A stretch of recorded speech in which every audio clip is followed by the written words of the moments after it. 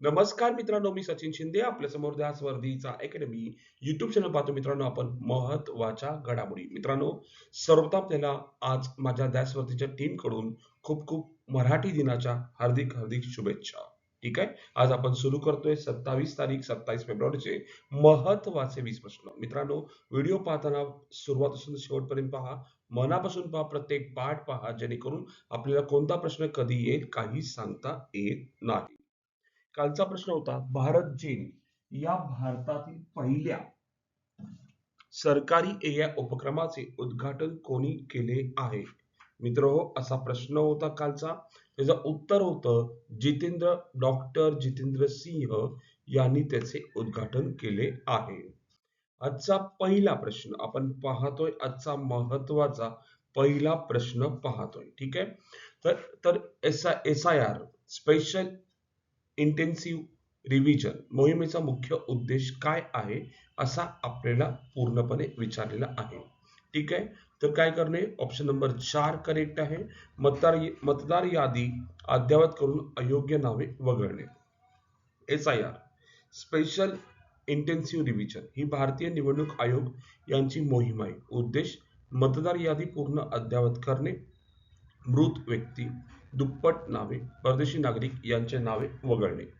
1952 मध्ये पहिली SIR झाली. 1951 ते 2004 दरम्यान 8 वेळा SIR झाली. 25 मध्ये बिहारमध्ये प्रथमच नव्या स्वरूपात राबवण्यात आली. घटनेचे कलम 324 निवडणूक आयोगाला मतदार यादी तयार आणि पुनर्विलोकन करण्याचा अधिकार आहे. नेक्स्ट दुसरा प्रश्न. मराठी विरामचिन्हांचे ब्रिटिश उद्गाता कोण मानले जातात? तर उत्तर आहे, लक्षात ठेवा, उत्तर आपल्याला विचारलेलं आहे. तर पाहायला गेलं, विरामचिन्हे जर पाहायला गेलं तर थॉमस कॅन्डी नावाचे व्यक्ती हे उद्गाता मानले जातात. आता या का घेतलंय? कारण की 26 फेब्रुवारी पासून 150वे स्मृती वर्ष म्हणून प्रारंभ झालेले आहे. त्या अनुषंगाने हा प्रश्न घेण्याचं काम केलंय. ठीक आहे. विरामचिन्हांची परिभाषा 16 पानांची पुस्तिका. या पुस्तकाला 175 वर्ष पूर्ण. वयाच्या 16व्या वर्षी सैनिक म्हणून भारतात आगमन झाले आणि त्यांनी पूर्णपणे मराठी विरामचिन्हांचा ब्रिटिश उद्गाता म्हणून त्यांना आपण लोक मानायला सुरुवात केली. तिसरा प्रश्न. शिक्षा साथी हा एआय आधारित उपक्रम कोणत्या राज्याने सुरू केला आहे? प्रश्न काय विचारलाय?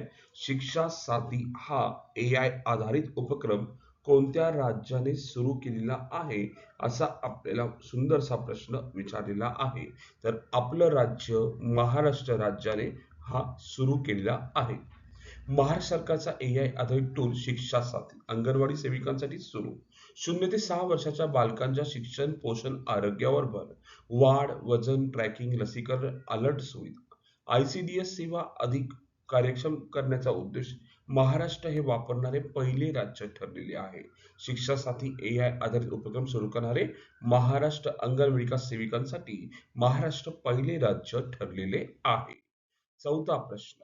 शरद पवार यांना महाराष्ट्राचे मुख्यमंत्री म्हणून किती वेळा पद भूषवले आहे? ठीक आहे, असा आपल्याला प्रश्न विचारलाय. तर मित्र हो, इथे ऑप्शन सगळे चुकलेले आहेत. तर आपण ऑप्शन नंबर 1 घेऊया. आतापर्यंत त्यांनी 4 वेळा मुख्यमंत्री पद भूषवलेले आहे. आता हा प्रश्न घेण्याचा मुख्य उद्देश काय, की त्यांच्या राजकीय कारकिर्दीला 60 वर्ष पूर्ण झाली आहेत. किती? 60 वर्ष पूर्ण. 6 दशकाची संसदीय कारकीर्द, महाराष्ट्र मुख्यमंत्री 4 वेळा, लोकसभा, राज्यसभा, विधानसभा, विधान परिषद सदस्य, केंद्रीय कृषी मंत्री 2004 ते 14, बीसीसीआय व आयसीसी अध्यक्षपद सुद्धा त्यांनी भूषवलेलं आहे. त्यांच्या कारकिर्दीला 60 वर्ष पूर्ण होत आहेत. पुढे नेक्स्ट क्वेश्चन. पाचवा प्रश्न. अहमदनगर जिल्ह्याचे नवीन नाव काय? तर उत्तर सर्वांना अहिल्यानगर आहे.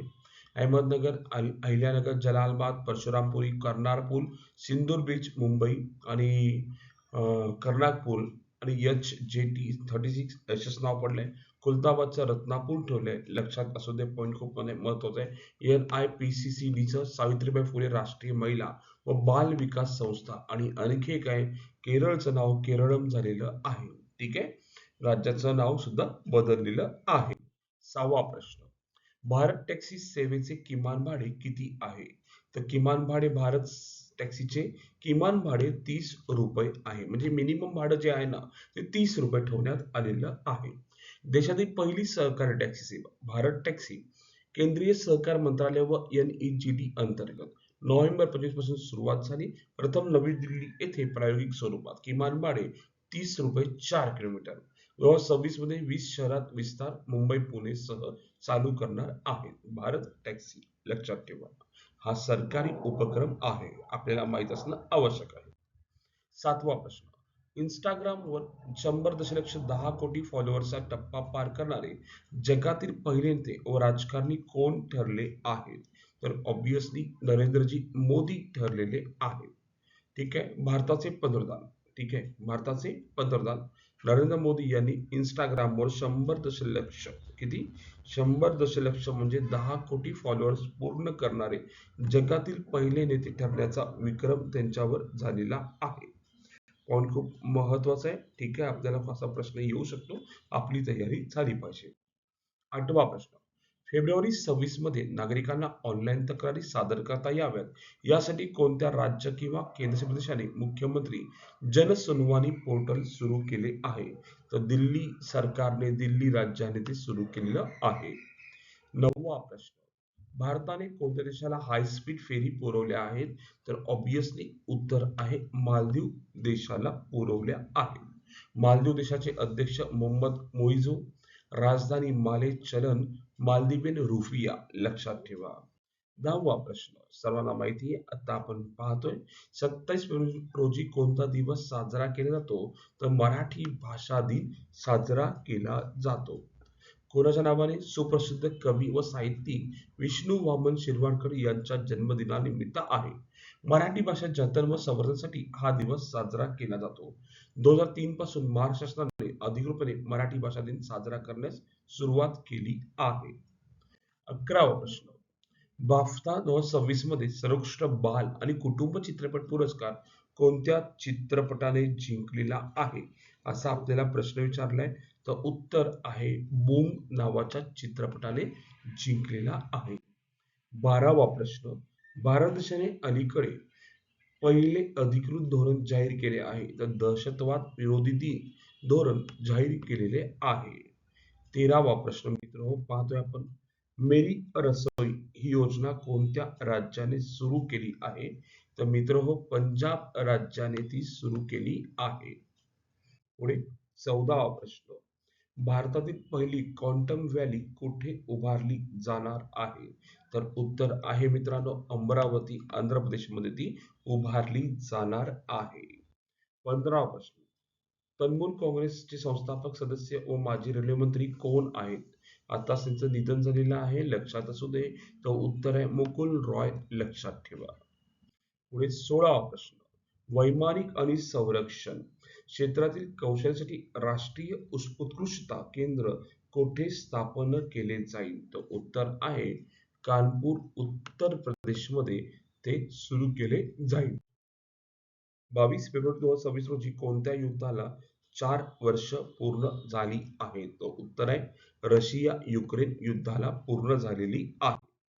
नेक्स्ट 18वा प्रश्न आपण पाहतोय.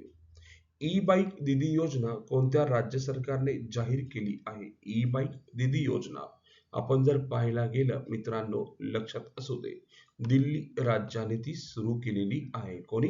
दिल्ली राज्याने. 18वा प्रश्न. 2021च्या आकडेवारीनुसार भारतात रस्ते अपघातात सर्वाधिक मृत्यू कोणत्या राज्यात झाले? तर उत्तर आहे उत्तर प्रदेश राज्यात झालेले आहे. 19वा प्रश्न.